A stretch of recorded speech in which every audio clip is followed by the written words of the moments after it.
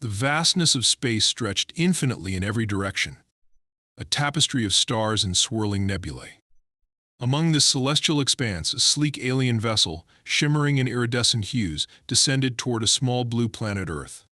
The ship, belonging to the prestigious Sirath Intergalactic Academy, carried some of the brightest young minds in the galaxy. These alien students were not ordinary learners, they were the elite, chosen from hundreds of species across the universe to study and understand life on primitive planets. Earth had long been dismissed by most advanced civilizations as insignificant, a backwater world teeming with inferior creatures. Yet for the students aboard the vessel, this planet offered an intriguing opportunity. It was part of their coursework to study lesser evolved ecosystems, catalog their strengths and weaknesses, and report findings to the Academy. It wasn't just a lesson in biology, it was an exercise in intergalactic dominance, understanding what, if anything, could pose a threat to their advanced species. As the ship entered Earth's atmosphere, its cloaking field shimmered, rendering it invisible to human eyes and technology. The students, an eclectic mix of alien forms, gathered around a central viewing panel. They observed the planet below with a mix of curiosity and disdain. "Look at it," said Thrin, a lanky creature with translucent skin that pulsed faintly with each word. "A world covered in water and vegetation. How utterly primitive." "Primitive, but resource-rich," chimed in Lortha, her multiple eyes scanning the data feed from the ship's sensors. "This planet could fuel a dozen star systems if harvested properly." Standing apart from the group was Karath, a towering figure with obsidian black scales that shimmered like polished stone. Karath was a legend among his peers, not for his academic brilliance but for his physical prowess. He was the apex of his species, a warrior bred for battle. His immunity to toxins, his nearly indestructible hide, and his unmatched strength made him the ultimate symbol of power. For Karath, this trip to Earth was little more than a diversion, a chance to observe lesser beings and reaffirm his superiority. The ship landed silently in a remote section of dense jungle, far from human settlements. As the hatch opened, the students stepped out onto the soft, humid ground. The air was thick with the scent of damp earth and vegetation, a stark contrast to the sterile environment of their ship. The jungle buzzed with life, birds chirped, insects hummed, and unseen creatures rustled in the underbrush. Lortha activated her scanning device, a small orb that floated beside her, emitting beams of light that cataloged the surrounding flora and fauna. "Begin specimen collection," she instructed the group. "We'll focus on small to mid-sized life forms. Anything that moves and can be contained." The students fanned out, their movements efficient and precise.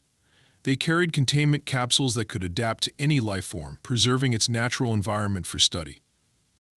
As they moved through the jungle, they encountered a myriad of creatures: frogs with vibrant, poisonous skin, snakes that slithered silently through the undergrowth, and even a jaguar that fled at the sight of the towering aliens. "Pathetic," muttered Thrin, as he captured a brightly colored frog. "One touch of its skin could kill a human, yet it would barely irritate my membranes." As the collection continued, one of the students, a small insectoid being named Vrix, paused by a tree.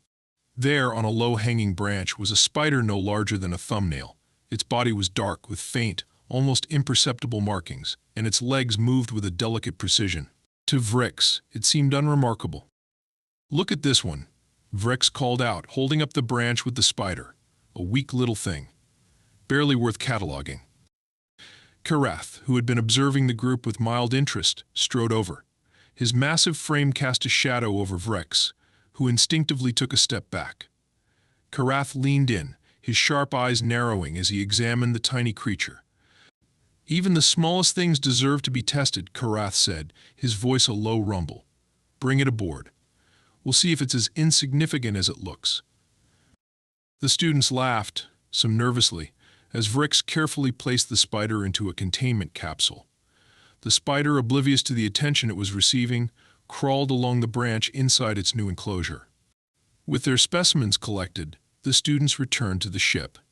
As they ascended the ramp, the jungle around them seemed to grow quieter, as if the creatures of Earth sensed the departure of something otherworldly. The hatch closed and the ship lifted off, leaving the jungle undisturbed but for the faint hum of its engines. Inside the ship's laboratory, the specimens were placed in designated observation chambers. Each chamber mimicked the natural environment of its inhabitant, allowing the students to study their behavior in a controlled setting. The spider was given a small, leafy enclosure with a few insects for sustenance. It moved slowly, spinning a delicate web as the students watched. "Why waste time on something so small?" Thrin said, leaning against the observation panel. "It's not like it could pose a threat to anyone, let alone Karath." "Size is not always an indicator of strength," Karath replied, his tone measured. "Even the smallest adversary can exploit a weakness. It's a lesson we would all do well to remember." The students exchanged skeptical glances. Karath's words carried weight, but his peers found it hard to believe that such a tiny creature could be of any consequence. Still, they made a note to include the spider in their experiments. Its venom, they reasoned, might have some use as a mild toxin or irritant. As the ship entered orbit, the students prepared for the next phase of their research. They would test the resilience of their specimens against various challenges, determining their potential as threats or assets. For Karath, this was a chance to reaffirm his indomitable strength. Little did he or his peers realize that the tiny spider, so easily dismissed, would soon challenge everything they thought they knew about power and vulnerability. The stage was set. The spider, a creature of Earth, was about to leave an indelible mark on the galaxy's elite. The alien research vessel hummed with quiet efficiency as it orbited Earth, its sleek, iridescent exterior blending seamlessly with the dark expanse of space. Inside, the ship was a stark contrast to the chaotic wilderness of the jungle below. Its interiors were clean, sterile, and illuminated by a soft, otherworldly glow that seemed to emanate from the very walls. The laboratory, the heart of the students' expedition, was a meticulously organized space filled with advanced equipment designed for biological analysis. The specimens collected from Earth were now housed in containment chambers, each tailored to mimic their natural environments. A vibrant array of Earth's lifeforms, a tree frog, a venomous snake, a colony of fire ants occupied their respective enclosures, their movements monitored by floating orbs that recorded every detail for the students' analysis. Among these creatures was the tiny spider, now weaving a delicate web within its leafy habitat. The students gathered in the central observation area, a circular space surrounded by transparent screens displaying real-time data from the enclosures. Each student was assigned a specimen to study, but the spider had drawn little interest. "It's almost laughable," Thrin remarked, his translucent skin pulsing faintly with disdain. "We travel light years to this primitive world and we're analyzing creatures that wouldn't survive a minute in our ecosystems. Yet some of these creatures possess unique traits," Lortha countered, her multifaceted eyes scanning the data feed from the containment chambers. "That frog's toxin, for instance, could have applications in chemical warfare. Even small things can have value." Karath stood silently, observing the group with a faint smirk. His imposing presence alone was enough to command respect, but his silence carried an air of superiority. To him, the creatures of Earth were little more than curiosities, their weaknesses a stark contrast to his own resilience. Yet, his words from earlier lingered in the air. Even the smallest adversary can exploit a weakness. Vrix, the smallest and most cautious of the students, had been tasked with monitoring the spider. His 6 legs skittered nervously as he approached the observation panel. The spider moved languidly within its enclosure, spinning its web with meticulous precision. Vrix activated the analysis module, which began to scan the spider's anatomy and venom composition. "Initial scans indicated neurotoxic venom," Vrix reported, his voice hesitant. "Its potency appears significant for its size, but compared to galactic toxins, it's negligible." "Test it," Karath said, his deep voice cutting through the chatter. "Let's see what this insignificant creature is truly capable of."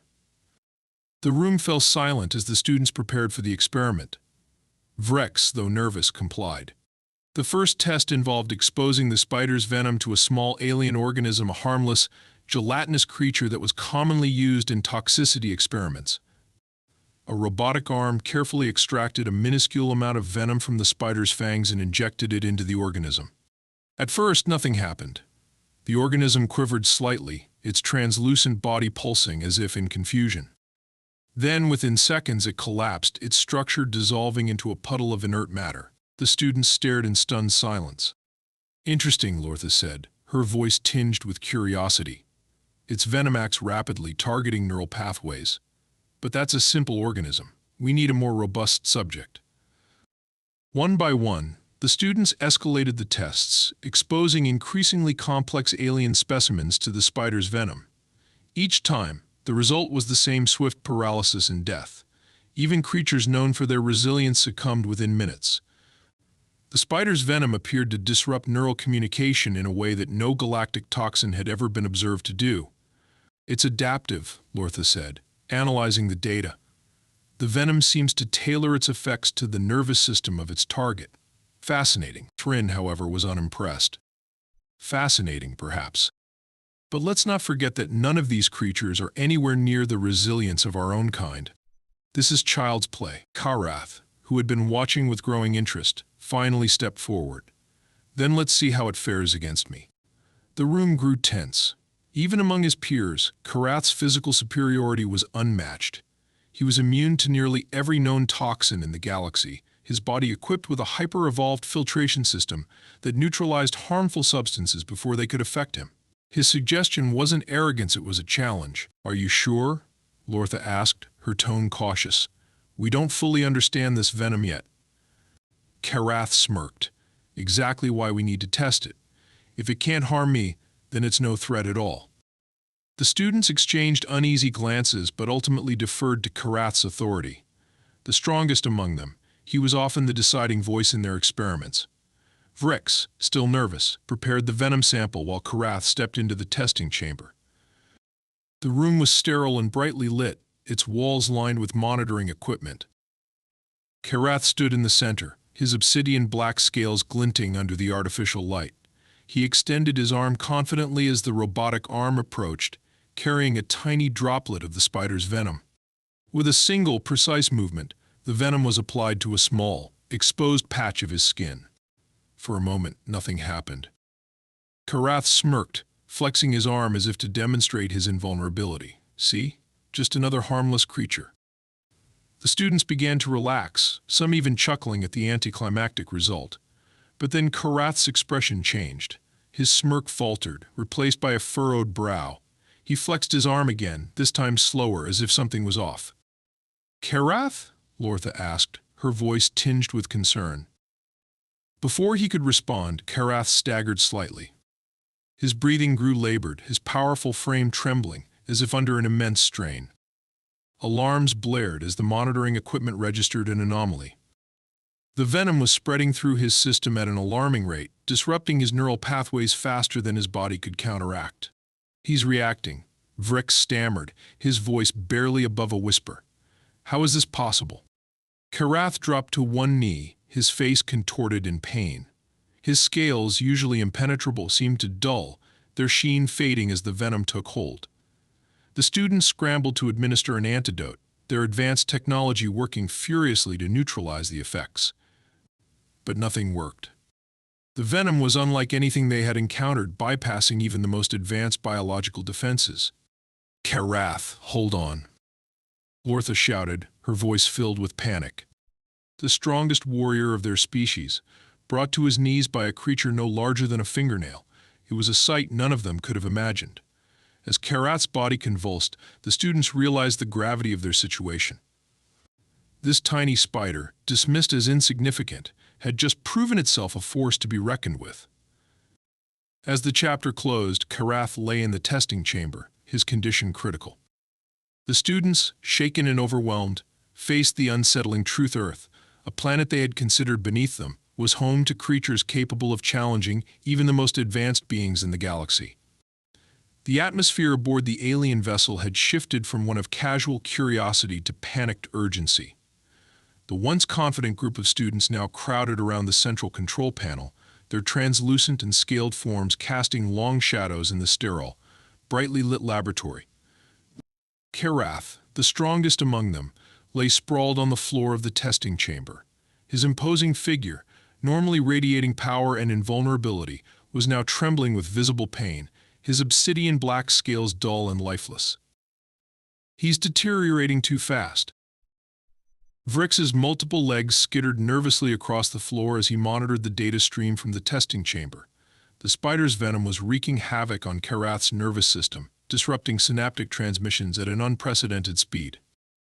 No known toxin in the galaxy had ever penetrated his body's advanced defenses, yet this unassuming Earth spider had done the unthinkable. "Deploy the neural stabilizer," Lortha ordered, her voice steady but strained. She had taken command of the crisis, her multifaceted eyes flickering as she analyzed the streams of information flooding in. "If we can slow the venom spread, we might have a chance to synthesize an antidote." Thrin, still in disbelief, hesitated as he approached the stabilizer console. "This can't be happening," he muttered, his translucent skin pulsing with agitation. "A creature this small, this primitive, shouldn't have the power to do this." "Save your disbelief for later," Lortha snapped. "If we don't act now, Karath won't survive long enough for your pride to recover." Inside the testing chamber, Karath's breathing had grown labored. His chest heaved with every shallow breath, and his massive frame convulsed sporadically. The once mighty warrior was reduced to a state of fragility that none of his peers could reconcile with the image of indomitable strength they had always associated with him. The stabilizer, a cylindrical device with glowing conduits, was activated remotely. It emitted a low hum as a soft, pulsating energy field surrounded Karath, targeting his neural pathways. The students watched anxiously as the readings on the monitors began to stabilize slightly. The venom spread slowed, but it was far from neutralized. "This isn't enough," Vrix whispered, his 6 eyes darting nervously. "We're delaying the inevitable. The venom structure, it's too complex. It adapts faster than we can counter it." Lortha's hands moved swiftly over the control panel, her mind racing. "Then we need to understand it better. Start a full molecular analysis of the venom. Break down its biochemical structure and compare it to anything in our database." The floating analysis orbs redirected their focus to the spider's enclosure. The tiny creature, oblivious to the chaos it had caused, sat in the center of its web, delicately repairing its intricate threads. Its unassuming demeanor only deepened the student's frustration. How could something so small and seemingly insignificant wield such devastating power? As the analysis progressed, the findings were relayed to the group. Lortha's voice carried a tone of grim realization as she summarized the results. The venom operates on a dual mechanism. First, it attacks the nervous system, shutting down communication between neurons. But the second phase, that's what makes it so lethal. It binds to the body's defense systems, rendering them inert and leaving the target completely vulnerable. "That's why Karath's immune system can't counter it," Vrix added, his voice trembling. "The venom's second phase neutralizes his filtration system before it even starts working." Thrin's expression darkened as he processed the information. "So, what you're saying is, this spider has evolved to exploit weaknesses at a molecular level? On Earth? A planet filled with so-called primitive life?" Lortha ignored his rhetorical question, focusing instead on the immediate problem. "We need a sample of Karath's blood post-exposure. If we can identify how the venom is interacting with his biochemistry, we might find a way to reverse it." A robotic arm extended into the testing chamber, carefully extracting a vial of Karath's blood. The students gathered around as the sample was analyzed. The results painted a grim picture. The venom had integrated itself into Karath's system, adapting to his unique physiology and spreading even within the stabilizer's energy field. "This venom," Lortha began, her voice faltering for the first time. "It's unlike anything we've encountered. It's not just adaptive, it's intelligent." Her words sent a ripple of unease through the group. The idea that a creature from Earth could produce a substance with such advanced biochemical properties was almost too much to comprehend. Yet the evidence was undeniable. As they worked, Karath's condition worsened. His convulsions became more violent and his breathing more erratic. The stabilizer's field flickered, struggling to maintain its effect against the relentless spread of the venom. Lortha's calm facade began to crack as she realized they were running out of options. "There's one last thing we can try," she said, her tone desperate. "We isolate the venom's molecular signature and attempt to synthesize an artificial inhibitor. It's a long shot, but it might slow the venom enough for Karath's immune system to recover." The students sprang into action, pooling their knowledge and resources to create the inhibitor. It was a race against time, with Karath's life hanging by a thread. Every second felt like an eternity as the laboratory buzzed with frantic energy. Finally, after what felt like hours, the inhibitor was ready. A robotic injector carefully delivered the compound into Karath's system. The students held their breath as they watched the monitors for any sign of improvement.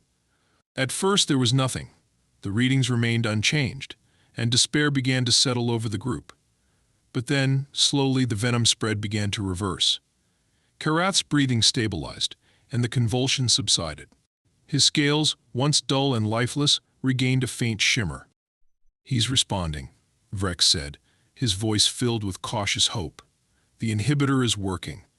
A wave of relief swept through the room, but it was short-lived. Lortha's expression remained grim as she studied the data. "It's only a temporary fix," she said. "The venom is still present. We've bought him time, but unless we find a permanent solution, this will happen again."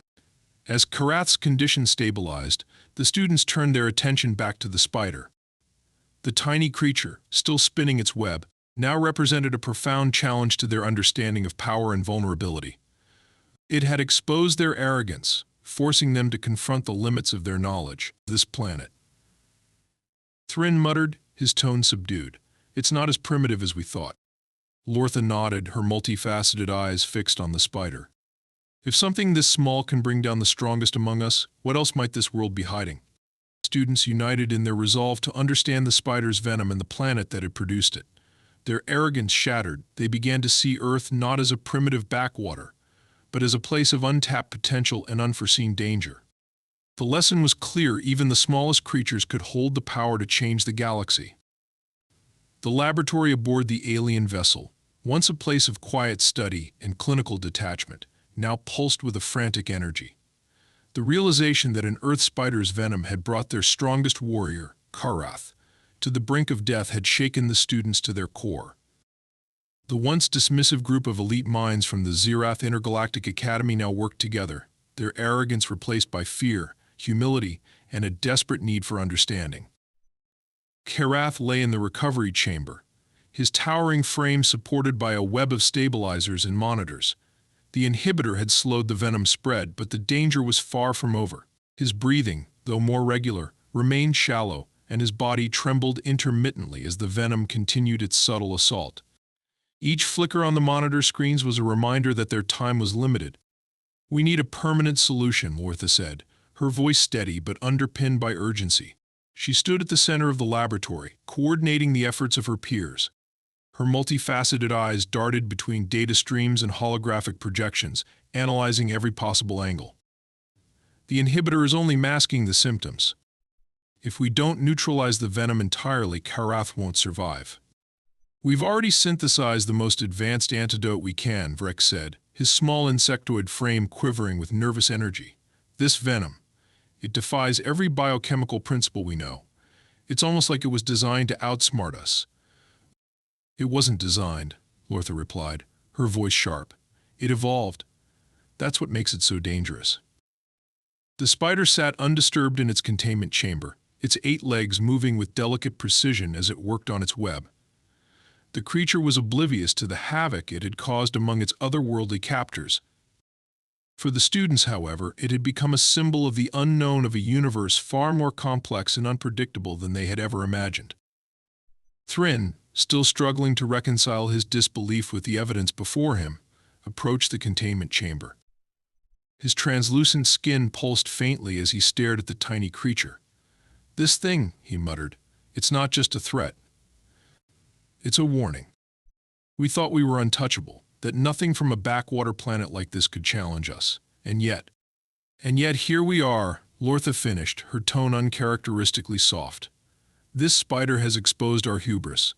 We thought we were masters of the galaxy, but nature has a way of humbling even the most advanced civilizations." As the students worked, an alert sounded from the recovery chamber. Karath's vitals had begun to stabilize further, a sign that the inhibitor was holding but barely. The team's efforts intensified, their desperation driving them to explore unorthodox solutions. Data streams flowed faster, holographic projections filled the lab, and every mind was pushed to its limits.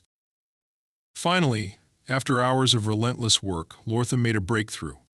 She had identified a potential weakness in the venom's structure, a molecular instability that could be exploited.